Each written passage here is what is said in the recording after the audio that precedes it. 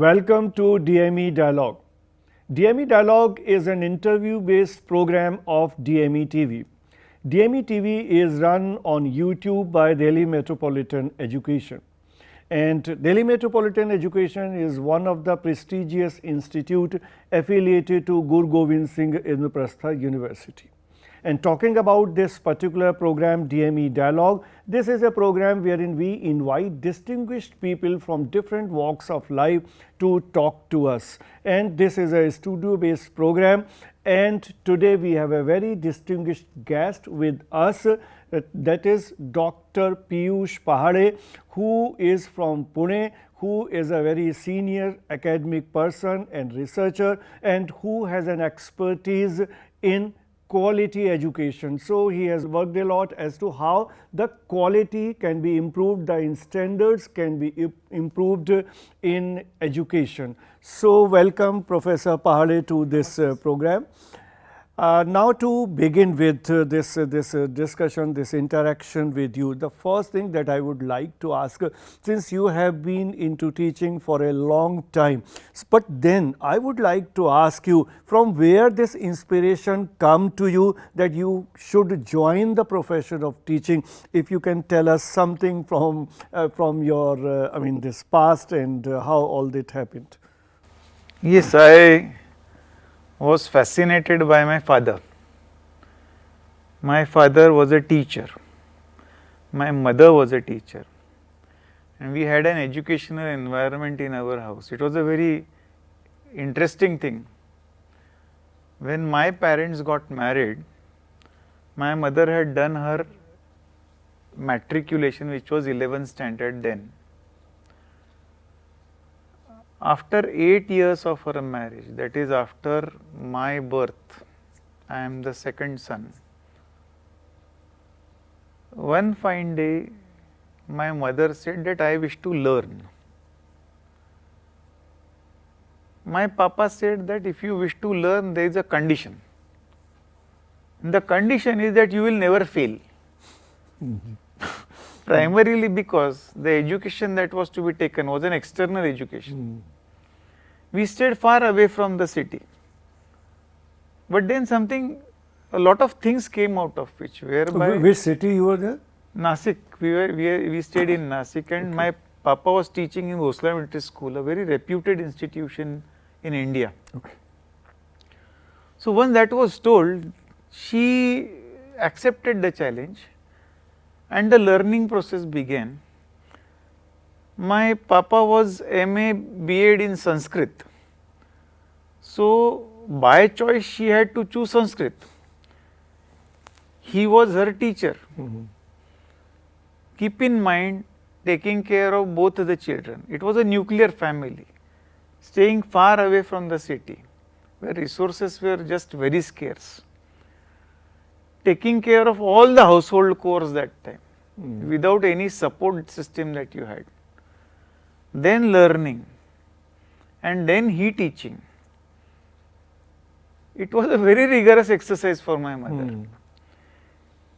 She used to go for her lectures in the evening. The number of students that were being catered by the college then were a few. So many a times the lectures used to take place at the professor's house, which was quite again away from. She used to go walking by bus those 5, 6, 7, 8 kilometers. But by the time the lectures used to get over, it used to be evening, late evening. So Papa used to go get her on the bicycle. In the meanwhile, he used to do the cooking part also. Now I am talking about the time span almost 45 to 50 years ago, when community did not accept these things. So the way she learned, it was a very hard way, because when you go out, you are going to be cursed by fellow ladies. And when you are inside the house, Papa would keep on constantly pressurizing, what is it that you have learned today? But this led us to a big learning. He was an excellent teacher, and he has taught me also. So he was a role model for me. in my early years. In my late years, I never saw any other profession other than teaching. I thought that's the best profession. But then your father was a teacher in Sanskrit, as you said. Yeah. But you choose a different subject, different stream. Yes, because zoology was a modern subject. And second part that was that I loved nature very much. Nature teaches you perfection. Nature teaches you to adjust. We had a garden, we had a dog, a cat as a domestic pet, and a majority of time used to go over there. Though teaching was a passion, primary education or early education was a very difficult task for me, because nature used to keep on calling me all the time. We used to go on the mountains, we used to go and pick up the stones, try to see where the scorpions are available, get them in the boxes, get them in the house without parents knowing that there are scorpions. And there have been situations when the scorpion came out of the box and the scorpion was in the house for 2 days. Except me, nobody knew, but I did not know where it is. Finally, we could find it out. And all these situations. So, nature is the best way to entertain yourself. Yeah, so how did you start your journey as a teacher? Where you start working and how long it has been there? If you can tell us about your journey. I completed my graduation in Nasik at HPT College, Nasik. It's one of the oldest colleges there. I had a teacher called Dr. Phatak, who is no more. He was an excellent teacher. His way of teaching impressed me tremendously, because that was the age when a person gets impressed very much. You are into your teens, you are just ending up your teens. His method was extremely analytical. Every time it would begin with what, he used to say, let us call our friends inside. And initially we used to get surprised, who are these friends? And then they used to come, what, when, why, how, where. But that helped you to be very analytical. Yeah, very meticulous. Very meticulous and very analytical. And answering becomes very easy. When you write down the answers, it becomes very easy. Your thought process gets created. After completing my graduation, there was no option for to study in Nasik. So I came to Pune University at the zoology department. I completed my master's, MSc. Getting a first class was a very, very difficult task then. I was one of those 3 students who got a first class over there. And then automatically I joined my MPhil program. I could complete my MPhil program. In the meanwhile, I lost my father, and so there was a kind of a compulsion on me that I had a research fellowship, which was a UGC fellowship, but I had a need to join a job. As soon as I completed my MPhil, I joined Ferguson College and I started teaching in Ferguson College, Pune.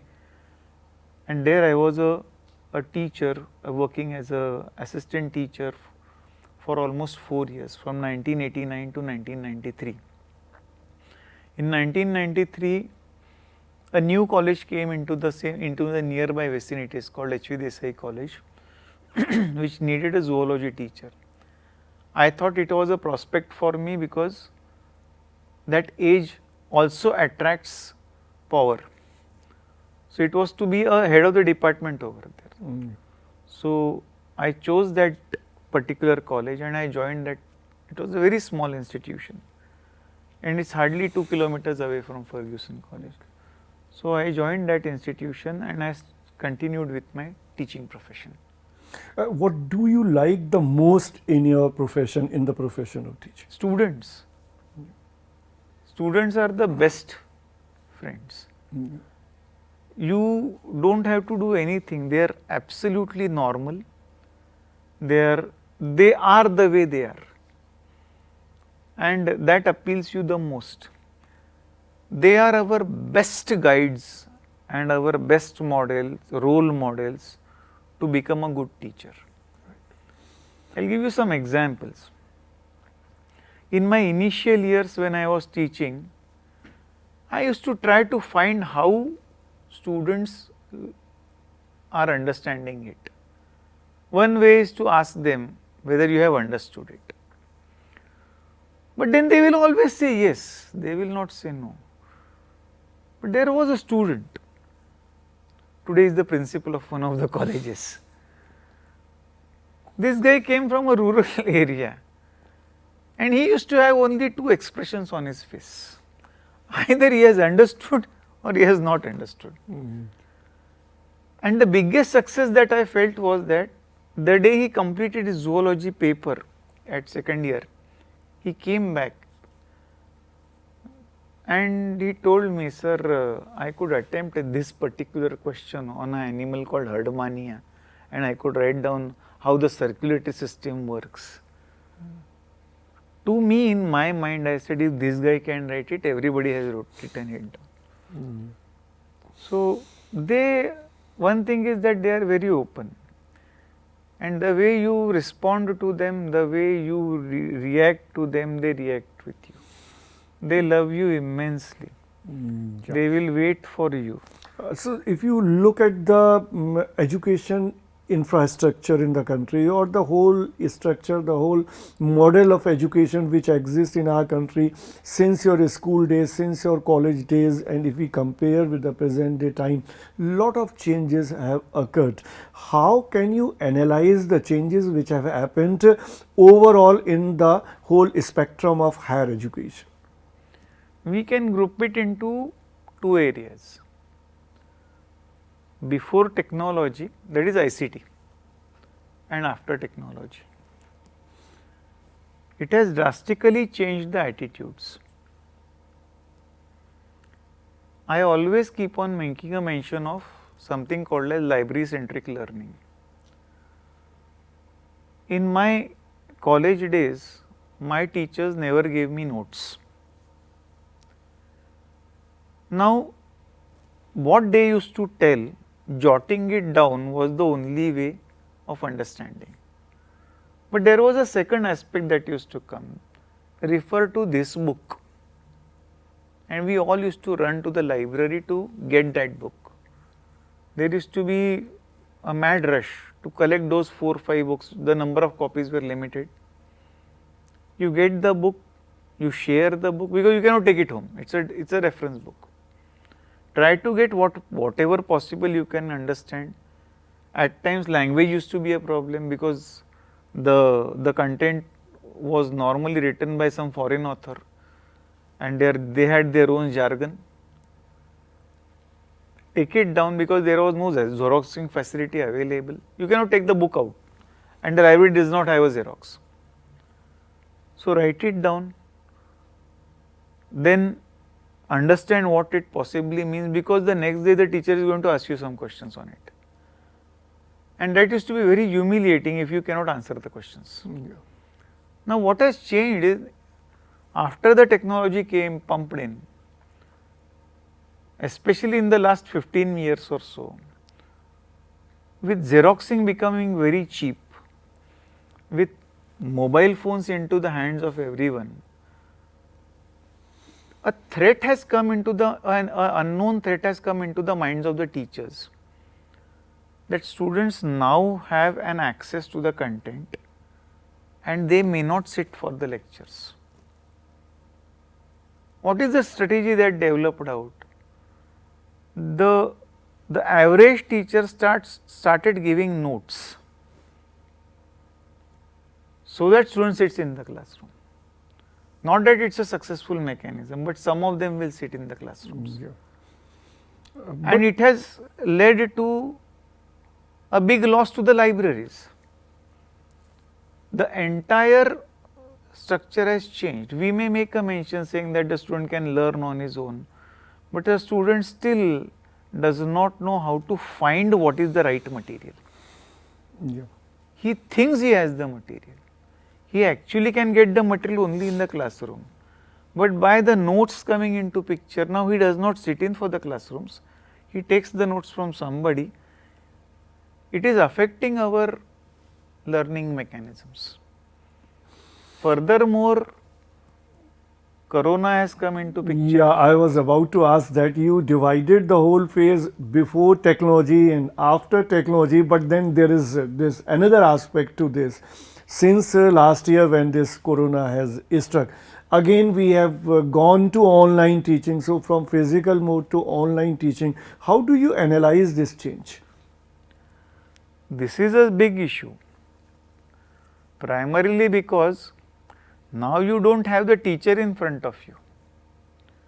So whatever small supervision that a teacher could do or the teacher could influence, that component is gone.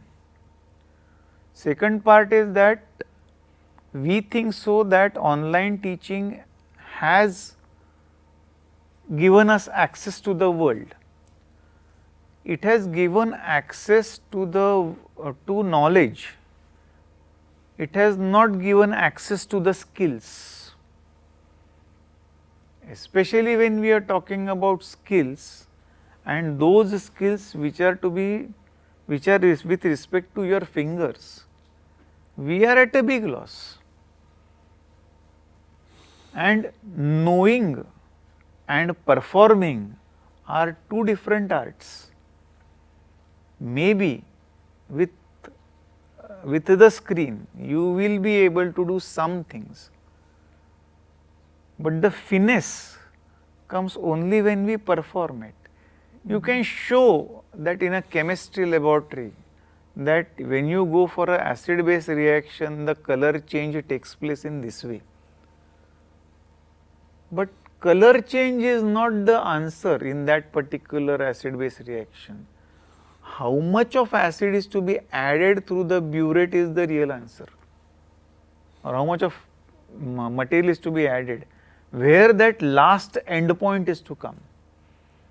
Now, those are the skills, and they need to be learnt they come in a very hard way, which appears to be very foolish.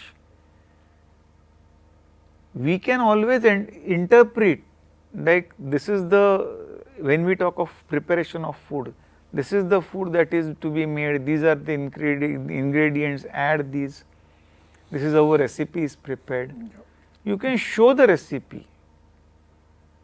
The taste is to be experienced, and that does not come with this learning. Yeah, I want to ask another question which is again related to this education and the changes in education. There is one thing which every educational institution has always been striving for, that is enhancement in quality, and this is one area which is considered your core area, your area of expertise, because you provide consultancy to the people, to the teachers, to education institutions as to how to enhance the quality. So my question to you is, how do you define the academic quality and how this quality can be attained?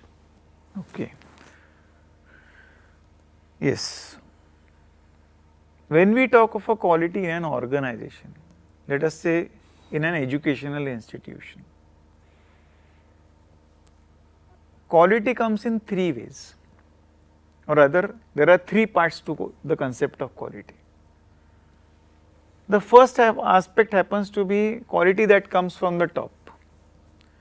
We have an organization, we have an organizational structure. When we talk of an educational institution, let us say a senior college, we have a management. The management has some policies. Then we have a middle management which includes the principal, which includes the vice principals, which includes the quality coordinators, internal quality assurance cell, IQAC. So there the quality is being decided and it is being percolated from the top to the bottom of the pyramid. At the bottom of the pyramid are the teachers, is the infrastructure maintainers, that is the administration, the library, the teachers, the students, and the other stakeholders. They could be parents, they could be many other things. Here your structure is going to matter out. This is one way of quality. The second way is what you have achieved is being sustained or is being maintained. We call it as quality sustenance. The result of the college is, let us say, the passing result of the college happens to be 90%. For the past 5 years, we have 90%. So, we have tried to save it, so that is sustenance. Or where again some benchmarks are set up, that if the attainment, something called as, there is a concept called attainment, the attainment is lesser than so much, then in that case the teacher needs to do something more. He needs to go for a higher learning, add an additional learning, or some kind of added measures need to come in. Yeah, so here I would like to ask, I mean, sustainability and the continuous growth or continuous learning of the teachers, what will you suggest? Though there is a lot of mechanism for this, but can you elaborate on this? What all a teacher should do for academic growth in terms of participating in FDPs or participating in conferences or in all such activities? What can you say on this area? It begins here and here. There may be a mechanism in the organization whereby continuous learning is being promoted. There are a very large number of organizations who do not pay attention to the learning of the teacher. A teacher constantly needs to update himself. UGC, University Grants Commission, makes a mention saying that at least 60 hours of learning are needed for the teacher every year. That is a faculty development program of at least 60 hours. I made a mention it should be here and here.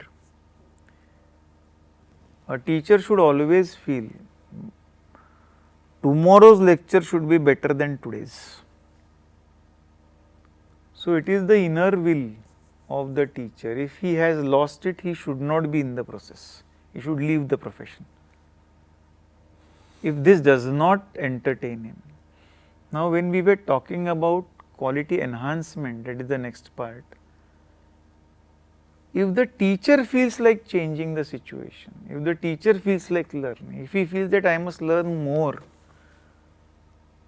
and if every teacher feels it, if every student feels it, I am saying teacher because he is at the bottom of the pyramid, the student is at the base of the pyramid, the number of students is very large, 3000, the number of teachers is very large, 100.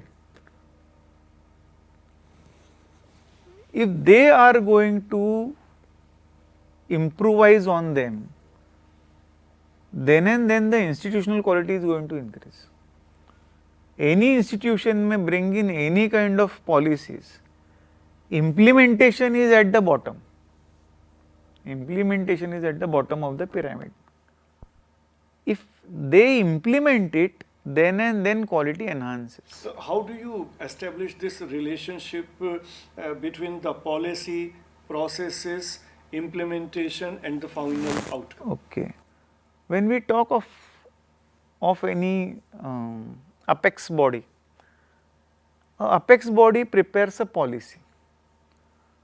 For example, DME would make a mention saying that at least 90% of seats or 95% of seats should be inducted for admission. Now, once you say 95% of seats are to be filled up, automatically what comes into picture is how is it that the institution is going to fill it. If it is a brand, they will see to it that good students come to them. If it is not a brand, they will see to it that students come to them. Now, this is where your policy starts working out. If good students have come into it, it is going to make a big change into the further process. So, when we talk of those processes, these are the process indicators.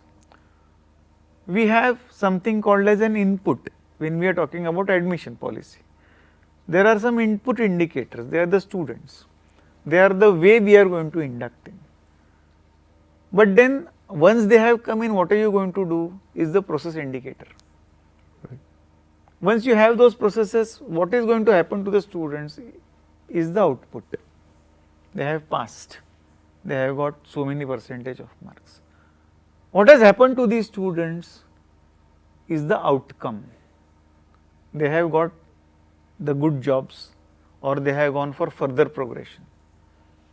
And what is all this going to do? This is going to create a brand for that particular institution.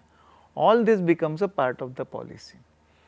So, policy is broken up into several processes, and implementable part of the policy, which is to be done at the bottom of the pyramid, comes in the form of SOPs, standard operating procedures. So, what we find is that a student has come in for admission, he has been given a form, he is told to go for counseling, he does the counseling, he comes out, he says I want these subjects, then he is told, he fills up the form, then he goes. These are the SOPs, standard operating procedures, and the admission is done. But where he should go is a part of counseling.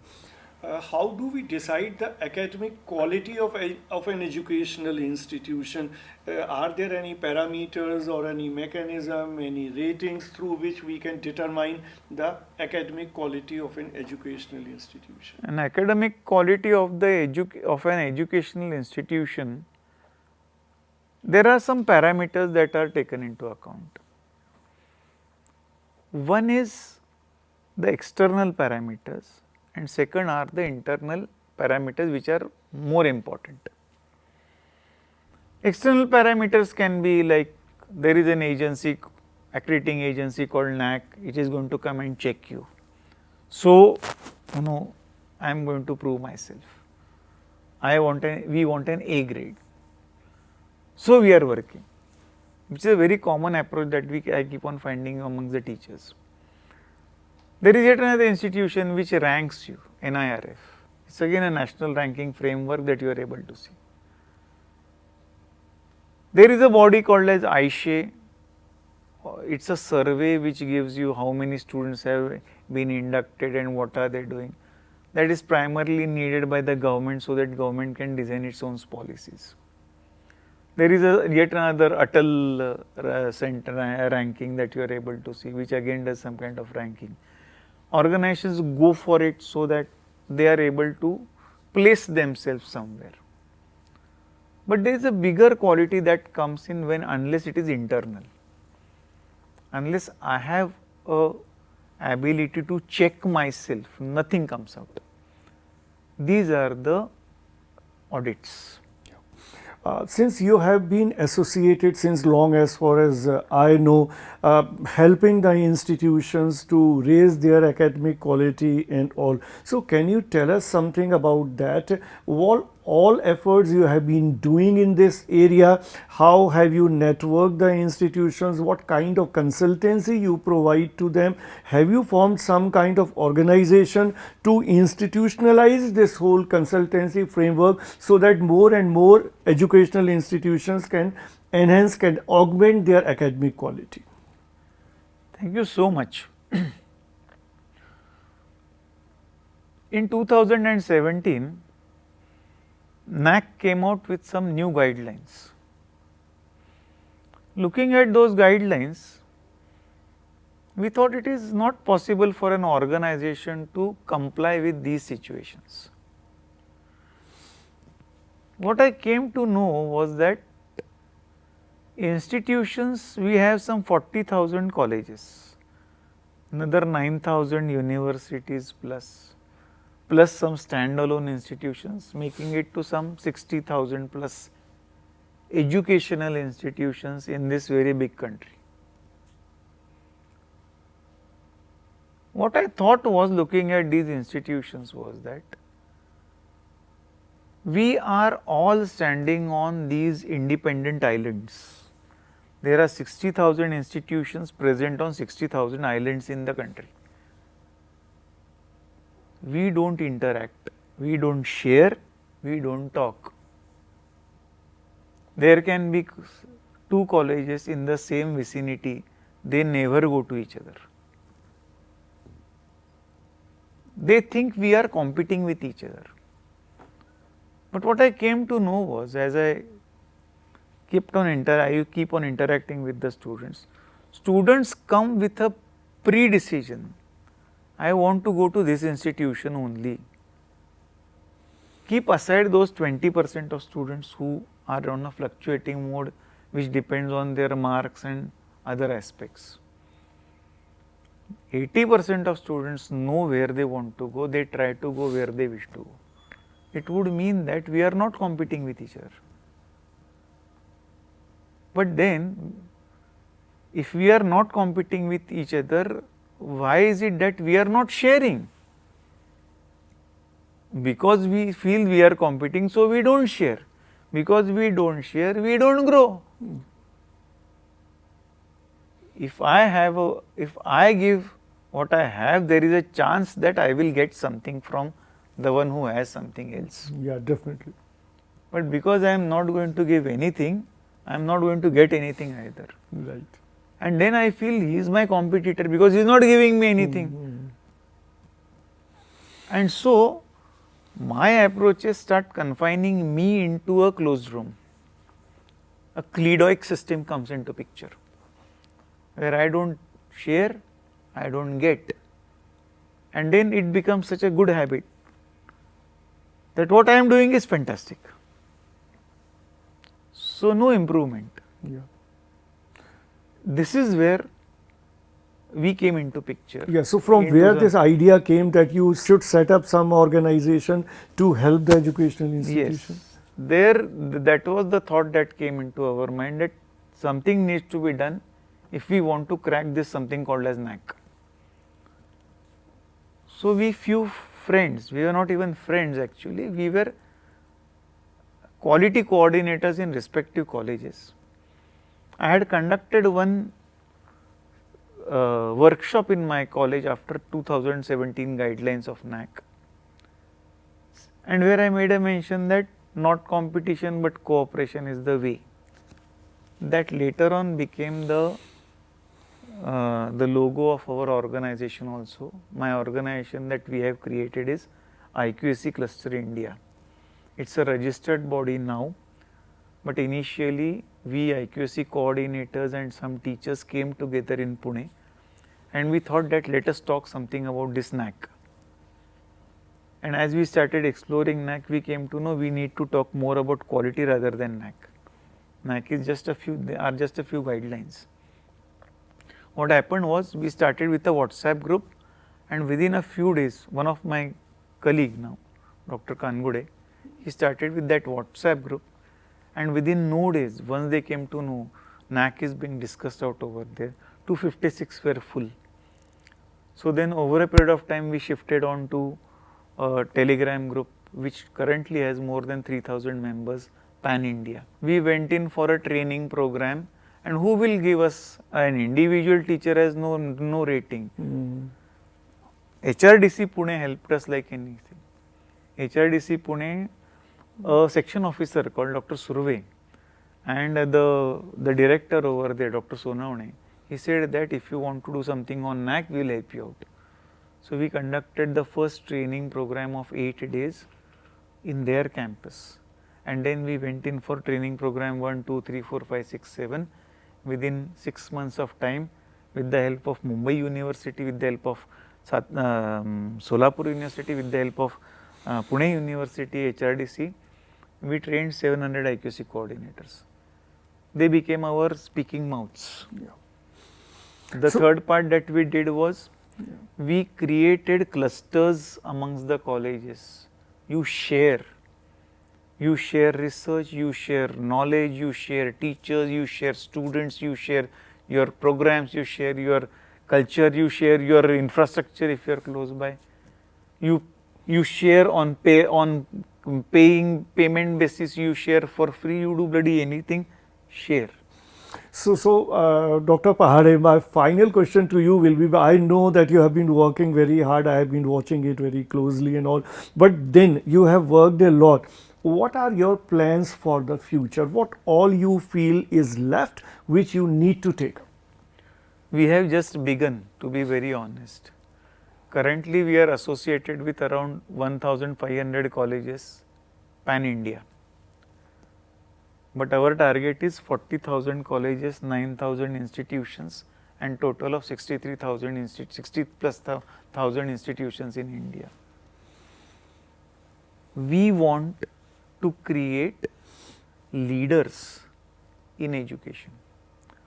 All the policies that our organization, that is IQC Cluster India, has tries to see to it that we will try to train the people, we will try to create leaders at the local level.